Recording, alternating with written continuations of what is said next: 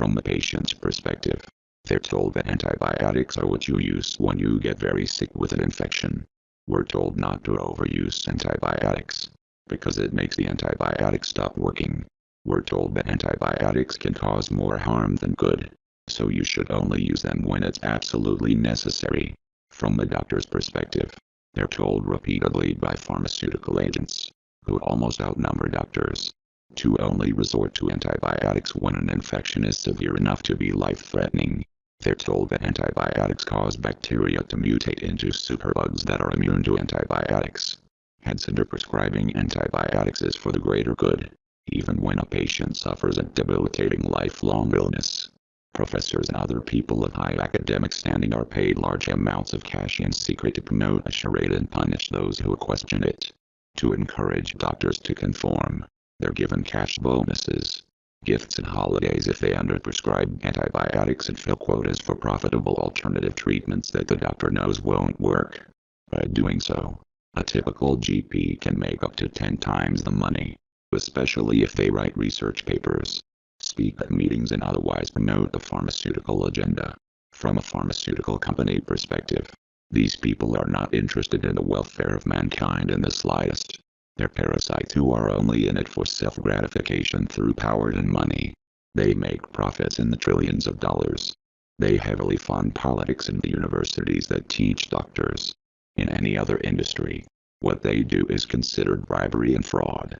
But since they hold so much power, new laws have been created, old laws have been rewritten and reinterpreted, doctors have been corrupted and indoctrinated, and it all happens under the table as though it's normal. It's all about power, profit and keeping a monopoly. Before the accidental discovery of antibiotics, for billions of years, life on Earth has evolved and branched out into countless forms. Most life is in the form of microorganisms, bacteria, fungi, viruses, mycoplasma, protozoa and many other names can be used to describe their diversity. Any life that came after that has always lived in a natural balance with microorganisms. All animals, including humans, are dependent on microorganisms.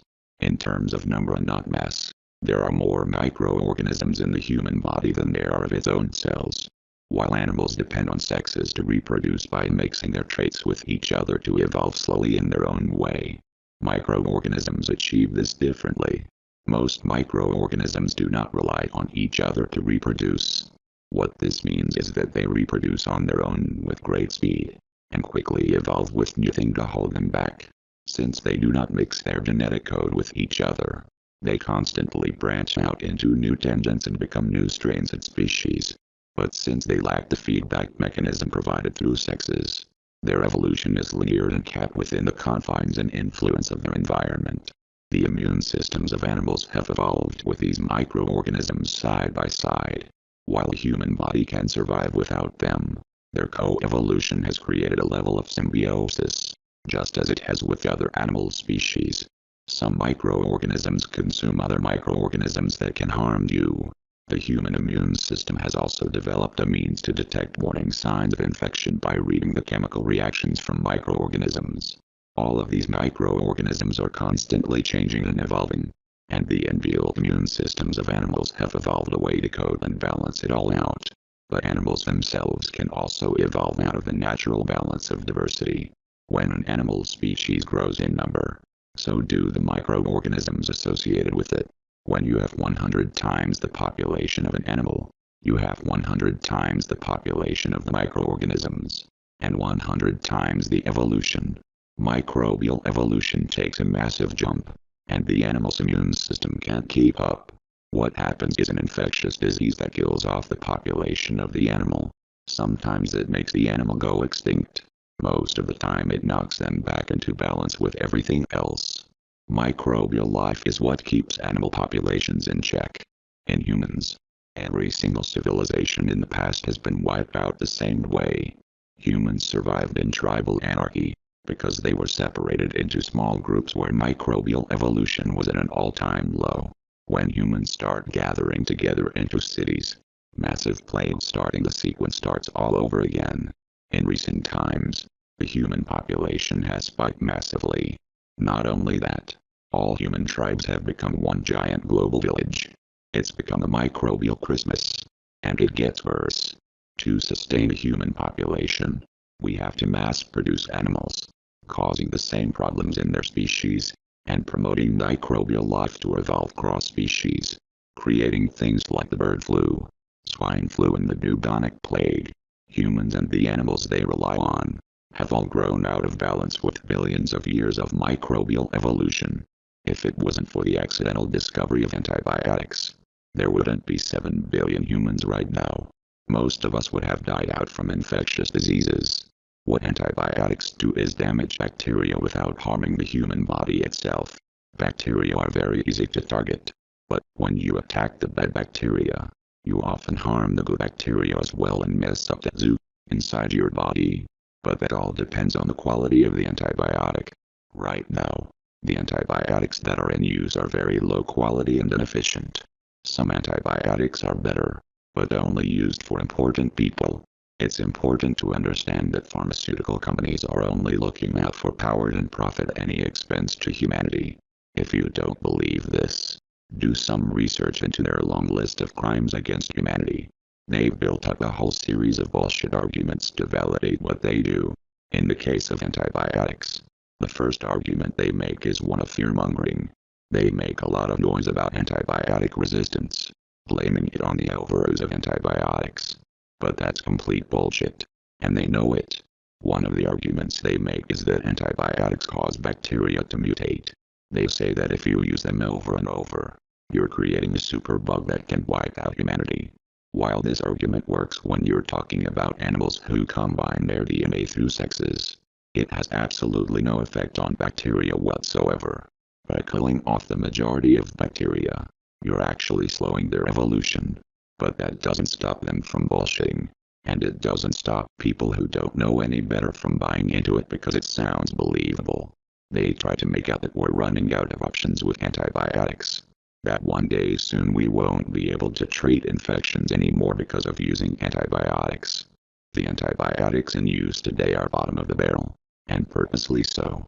For every antibiotic in use, there are dozens more ready to replace them. As microbial life constantly changes, the weakest antibiotics are going to stop working sometimes, and start working again later on. We will never run out of options with antibiotics. But the deliberate use of inferior antibiotics and their expected resistance over time is used to make their claims seem legitimate. Behind the scenes, the real antibiotics are stolen, patented and blocked in order to keep a monopoly. If you're smart enough to realize this bullshit, pharmaceutical companies have another argument for you.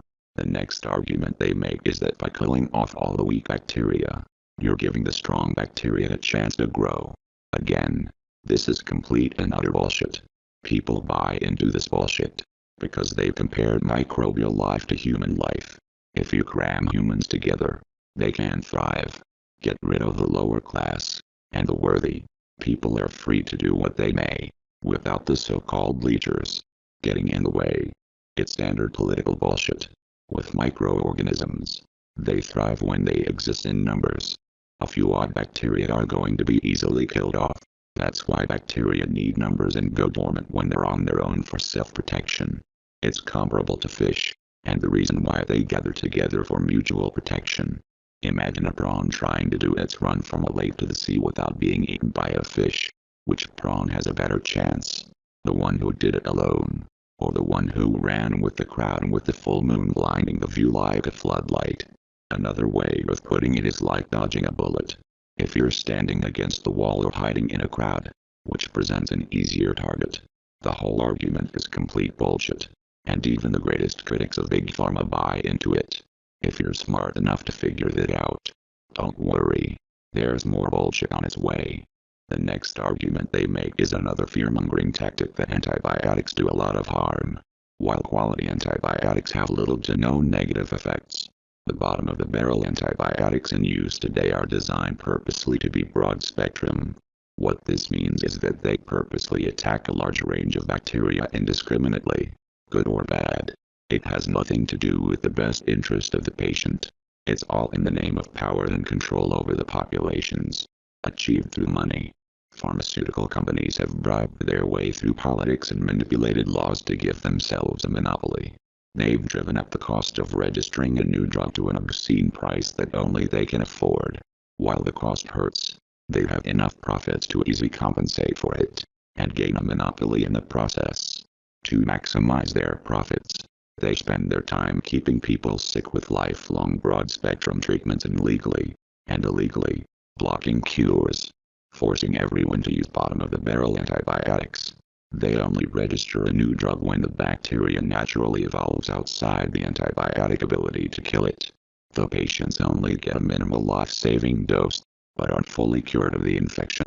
Since the antibiotics are broad-spectrum, they weaken your immune system in hope of you developing a chronic illness.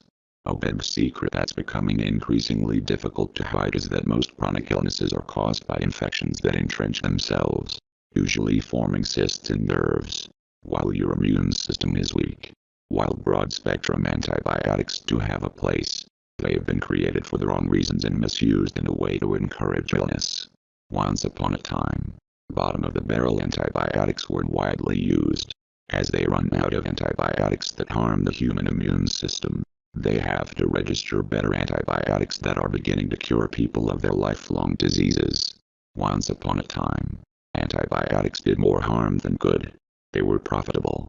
Now they're starting to cure people. Nowadays, corticosteroids are the new thing. Every GP has a drawer with an ever-ending supply of new and improved cortisone nasal sprays. The purpose of cortisone is to suppress the human immune system. The symptoms of inflammation temporarily go away. That's how your body fights infection.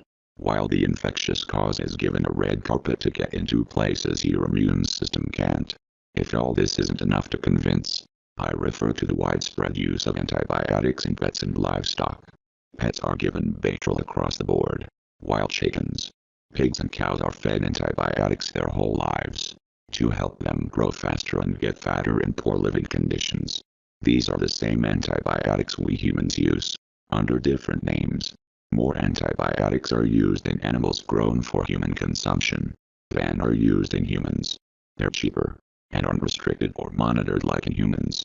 Despite all this, there has never once been a superbug created from antibiotics.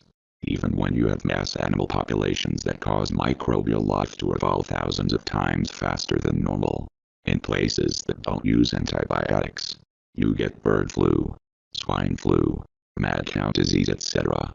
If this is the effect of bottom-of-the-barrel antibiotics, imagine what the rest can do. Imagine what could be done if the illegitimate power of pharmaceutical companies and their arsenal of bullshit was removed.